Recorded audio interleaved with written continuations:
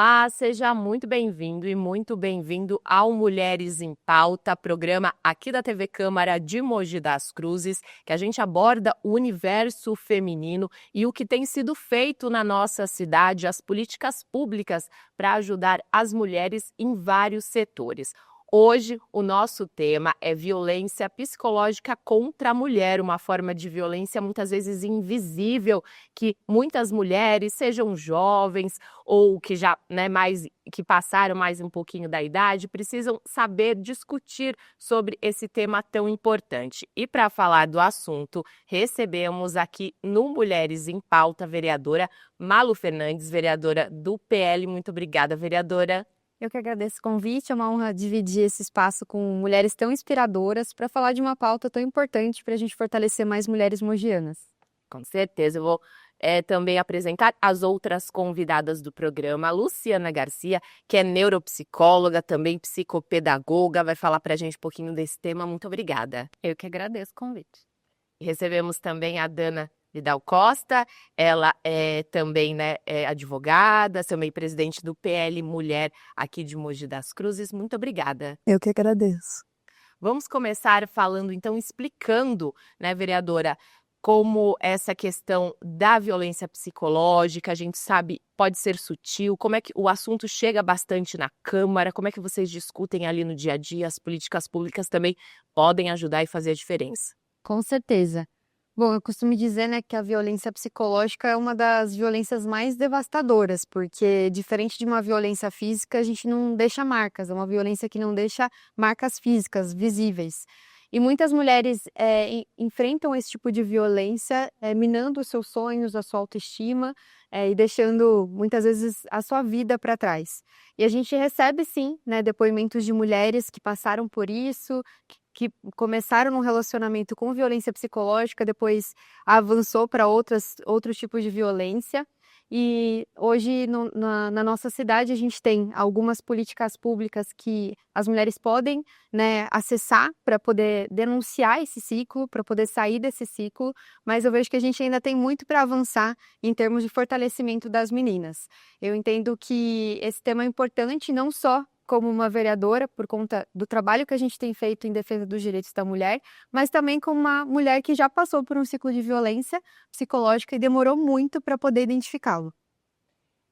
Luciana, vamos falar um pouquinho então dessa forma sutil que a vereadora citou. Como perceber ali no dia a dia, às vezes quem está sofrendo não percebe, acontece muito. Acontece, tanto que eles vão perceber muitas vezes quando essa violência chega nos filhos. E aí a gente sabe que toda mãe vira uma leoa quando atingem os filhos, Mas aí já se passaram 30 anos, às vezes, dessa violência. Normalmente começa com qualquer atitude de diminuição da mulher, de humilhação. Então, assim, sabe, não é desse jeito que você tá vendo, você é uma louca, você não consegue fazer isso, você não cuida bem dos seus filhos. E aí, quando a gente vai ver, já não tem mais autoestima, a identidade da mulher tá comprometida, e aí os filhos estão repetindo esse mesmo padrão de violência. Aí a mulher começa a perceber. Muitas vezes passa a vida inteira sem se dar conta de que aquilo de fato era uma violência. Dana, aí começa a chegar na questão jurídica também, Quando ela percebe ou alguém, orienta, tem um caminho também depois disso, como que é? Então, a gente tem sim esse caminho hoje, graças a Deus a gente evoluiu bastante, mas a gente vê, tudo é muito recente, Embora a lei seja aí de 2006, para ela acessar a sociedade como um todo, para as pessoas fazerem valer os seus direitos, tudo isso leva tempo. E a gente vem de um período que era legítima defesa do marido matar a mulher que tivesse traído ele no casamento. Então, olha aí a distância, e de pouco tempo que foi revogado isso. Então, olha o caminho que a gente percorre e a diferença de postura, Hoje a gente tem a Lei Maria da Penha, essa lei ela foi promulgada por muita insistência, da sociedade e da própria Maria da Penha, que foi uma mulher que sofreu violência por muitos anos, violência psicológica, até que ela leva um tiro e fica paraplégica. E aí ela vai para a OEA, né, para reclamar os direitos dela. Ela foi muito valente. E a partir de então, o Brasil foi condenado pela OEA, Organização dos Estados Americanos, e com essa condenação ela ganha corpo, e aí vem a lei, por isso Lei Maria da Penha.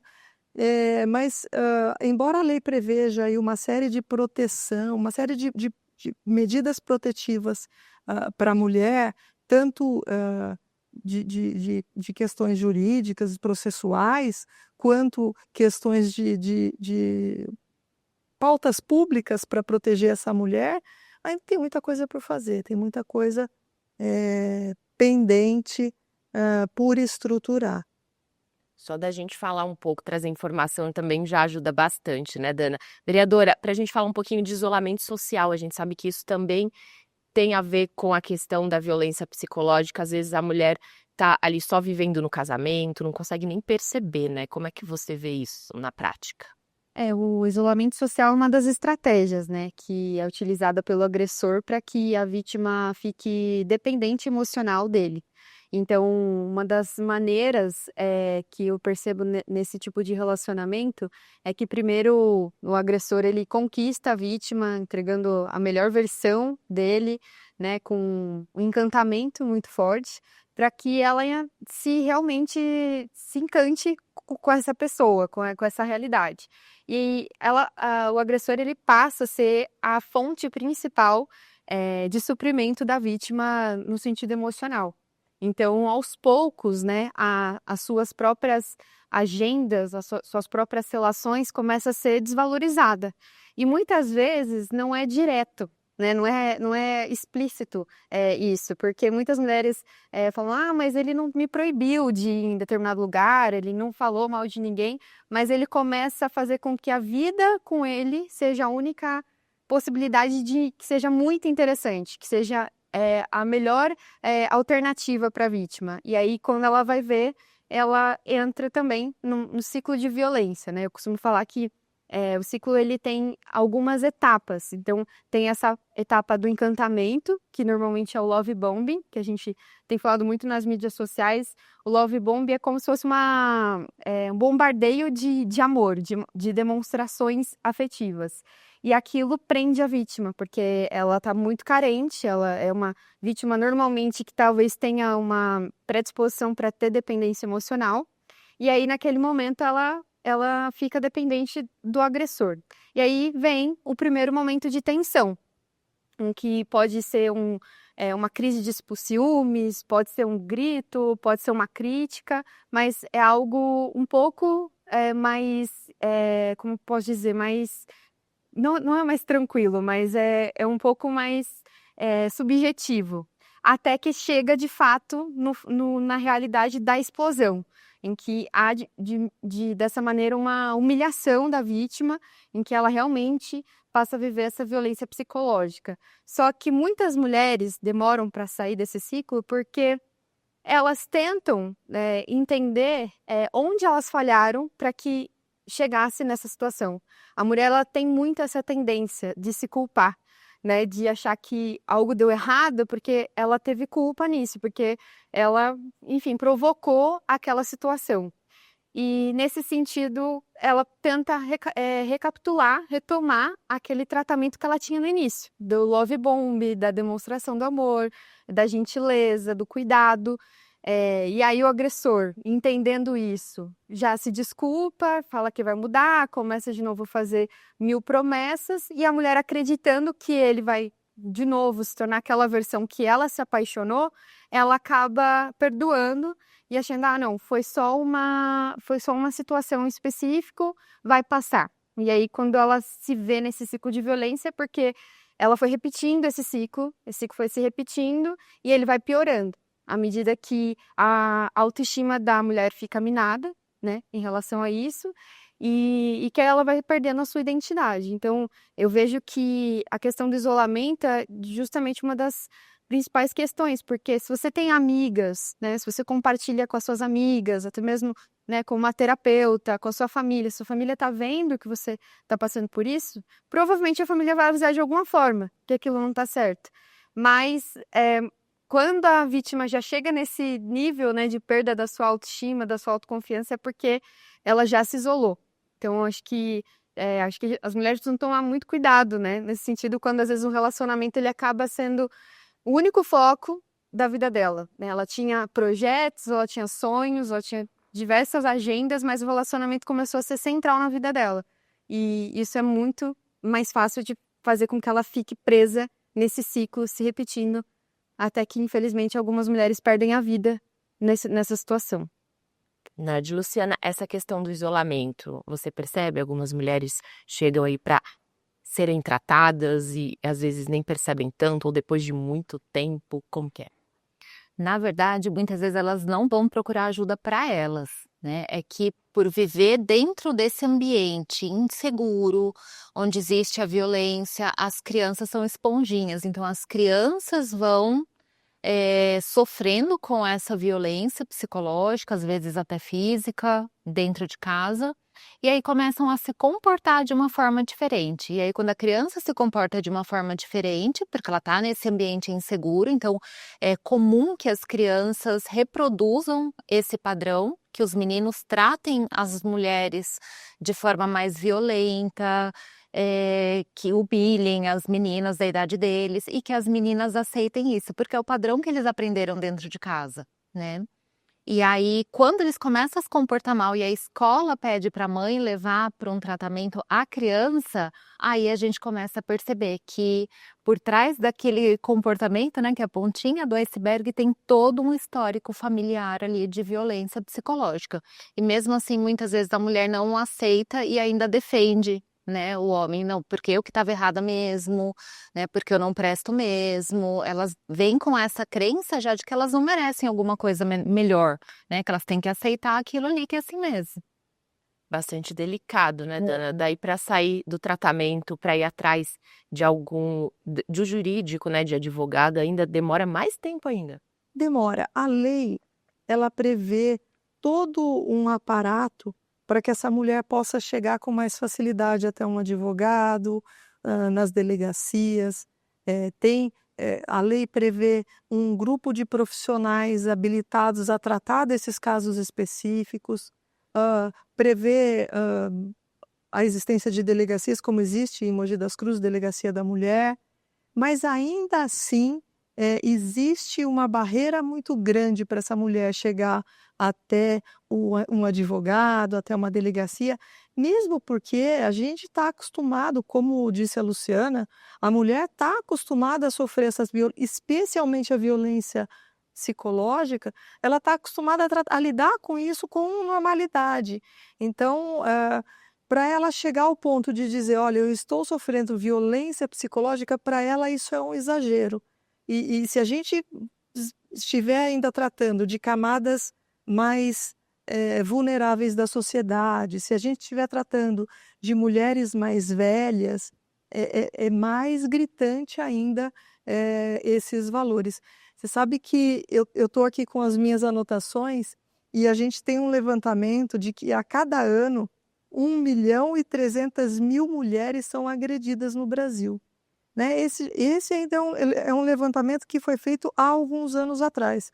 Hoje pode ser que esse levantamento esteja defasado. E para chegar na violência física, aí eu vou entrar um pouquinho, Luciana, no que é da sua matéria, mas eu imagino que ela passou pela violência psicológica antes.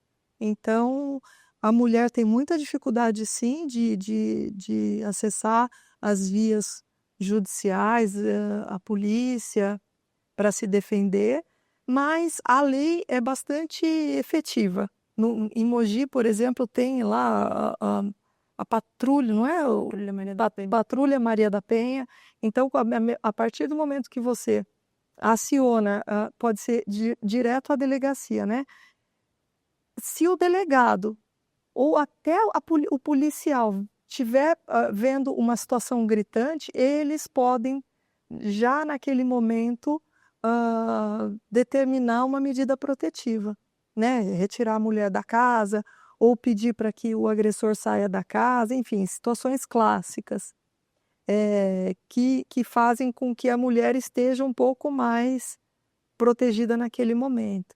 Então, tem sim essas medidas, mas quem é que vai até uma delegacia e falar: "Olha, meu marido está me xingando, ele não deixa eu, ir até a casa da minha mãe". Isso é muito difícil, né. Então, essa violência psicológica ela tem que eu imagino que a mulher tenha que adoecer, e aí disse a Luciana, depois esse adoecimento familiar é que faz ela procurar uma ajuda e talvez, ela consiga furar essa bolha de violência psicológica a partir de um tratamento que ela começou para tratar um filho. Isso precisa mudar, né. Então acho que essa mulherada jovem que já está crescendo e entendendo quais são os seus direitos e assim, tendo percepção do que é a tal da violência psicológica, eu acho que tem muito mais chance de procurar ajuda e de evitar, inclusive, que isso aconteça. É o que a gente espera. Malu, essa questão da geração, tem diferença? Tem percebido? As mulheres estão mais conscientes, mas mesmo assim, às vezes acabam também caindo nisso. O que você percebe? Na verdade, a gente está numa geração com muita informação, que muito é falado, né, sobre os direitos das mulheres, sobre o que é a violência, mas quando uma menina jovem, uma mulher está num relacionamento abusivo, é muito difícil, às vezes, ela entender aquilo de imediato, porque às vezes ela viu acontecendo com a mãe, viu acontecendo com alguém da família, ouviu na televisão diversas notícias, e ela acredita que nunca vai acontecer com ela. Né, então ela entra num relacionamento entregando ali o seu melhor, extremamente emocional, e isso acaba aprisionando ela.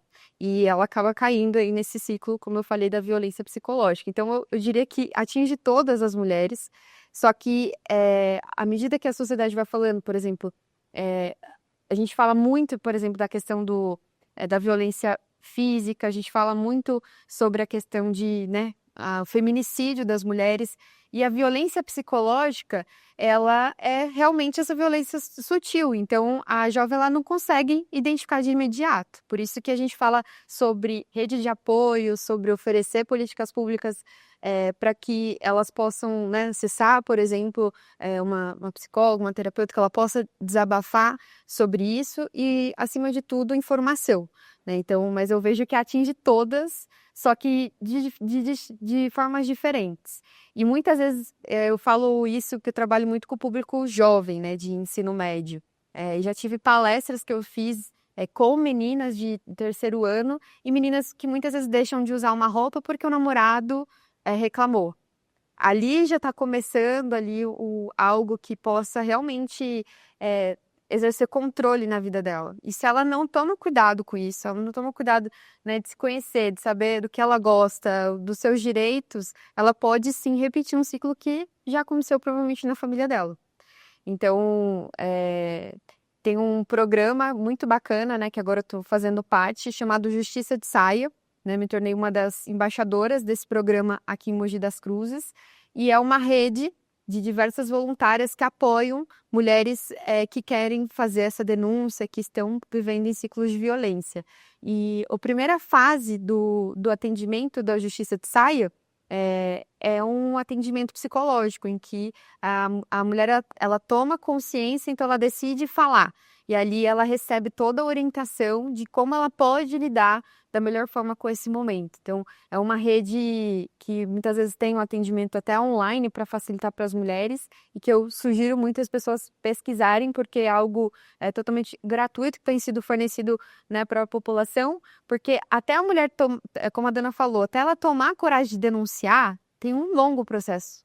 Né? E esse processo exige acolhimento, exige escuta, exige retomar a autoconfiança da mulher, de que ela tem o controle da vida dela, porque muitas vezes ainda depois que ela terminou esse relacionamento, ela ainda continua vivendo ameaças, ela continua com aquelas vozes que ela ouvia no relacionamento, minando a sua autoestima, minando a sua autoconfiança. Então, é muito importante a gente fortalecer ainda mais essas redes.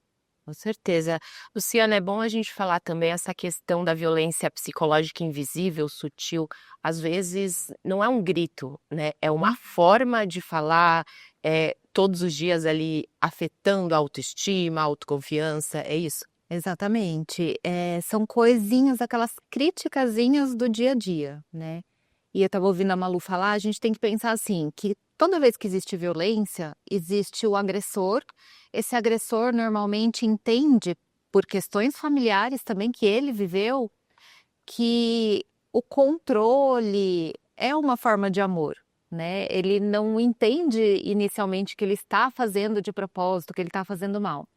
E a mulher que sofre a violência, ela tem, se não tiver um transtorno de personalidade mais dependente, ela tem traços mais dependentes, né. Então, ela também acredita que esse controle todo que o homem coloca, que o pai já colocou, que o irmão muitas vezes já colocou dentro da família, também não deixava sair, também não deixava usar determinados tipos de roupa, né, ela entende que isso é o normal, né, e que ela de fato não merece nada melhor do que isso. A pessoa que cresce dentro dessa, personalidade dependente, eles querem ser amados de qualquer jeito, e esse de qualquer jeito pode ser confundido com controle. "Olha, ele me controla", ou "ele tem crises de ciúmes porque ele me ama", né. Ela não está entendendo que isso é uma violência. Então, às vezes, essa crisezinha de ciúmes que a gente normaliza, não, gente, imagina, foi só uma crise de ciúmes. Isso já é violência psicológica, né.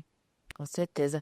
Dana, essa questão do diálogo, conversar, né, ter este momento ali de discutir a relação, os limites, isso que faz a diferença para a mulher se sentir mais segura ali naquele relacionamento. Você vê também dessa forma?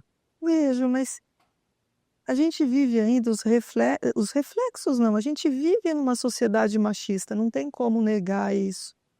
E muitas vezes, embora a mulher tenha saído para trabalhar, esteja aí ativa no mercado de trabalho, a ideia é que o homem é o provedor da casa, ainda que não seja, e muitas vezes a gente vê que não é nas classes menos favorecidas, ele é quem manda, né, ele é existe o pátrio poder, o homem, é patriarcal a ideia.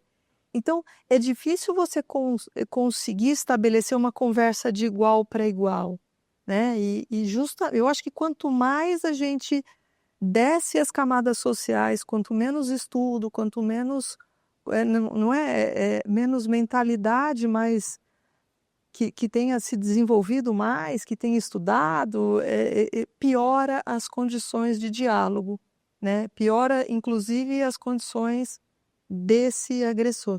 São mais veementes, são mais fortes essas condições. Então o diálogo ele é muito difícil, eu acho que tem que ser tentado, né, antes de buscar, talvez antes de você buscar, porque a mulher pensa o seguinte: a hora que eu buscar uma ajuda de um advogado, entrar com um processo, for numa delegacia registrar uma ocorrência, eu estou acabando com o meu casamento. É isso que elas pensam também, né. Com a família, né. Com a família, muitas vezes essas pessoas não têm para onde ir. Mogi mesmo, existe previsão legal, e aí, a Malu quem sabe melhor do que eu, mas a gente estava conversando e ela me disse: "Olha, não tem casa da mulher em Mogi. Existe um abrigo", e aí ela que sabe explicar, mas esse abrigo, ele acolhe apenas mulheres numa situação, assim, de extrema vulnerabilidade. Por quê? Porque não tem capacidade para atender a todos. Então essa mulher pensa em tudo.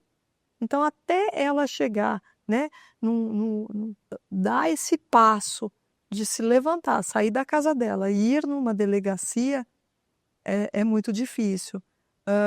Agora o diálogo então é um primeiro passo para tentar evitar essa ida dela, esse rompimento, e que é muito difícil. Com certeza. Malu, então, quer falar um pouquinho sobre a casa, como funciona?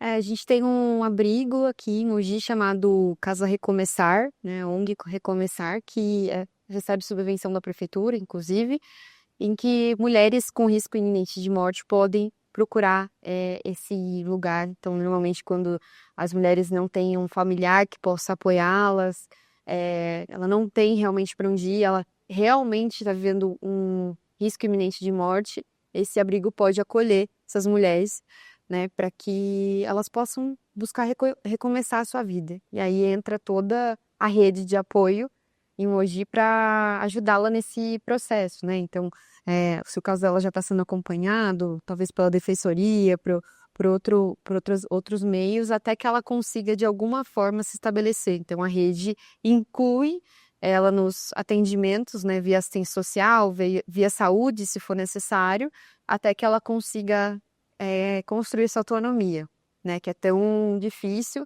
e que realmente a violência psicológica ela acaba também trazendo a violência financeira, né, tirando essa autonomia financeira das mulheres e aí acaba ficando de fato num cativeiro.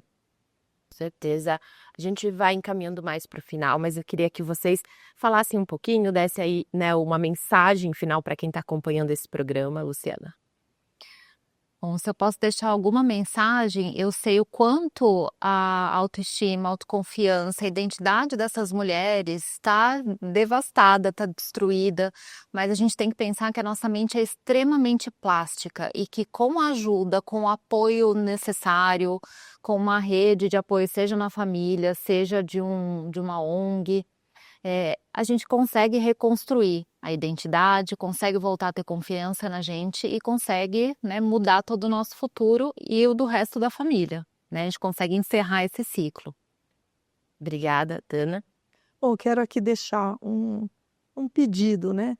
Primeiro para as mulheres que sofrem esse tipo de violência, a compreensão de que a Lei Maria da Penha de 2006, a alteração que inseriu no Código Penal a previsão de violência psicológica é uma lei de 2021.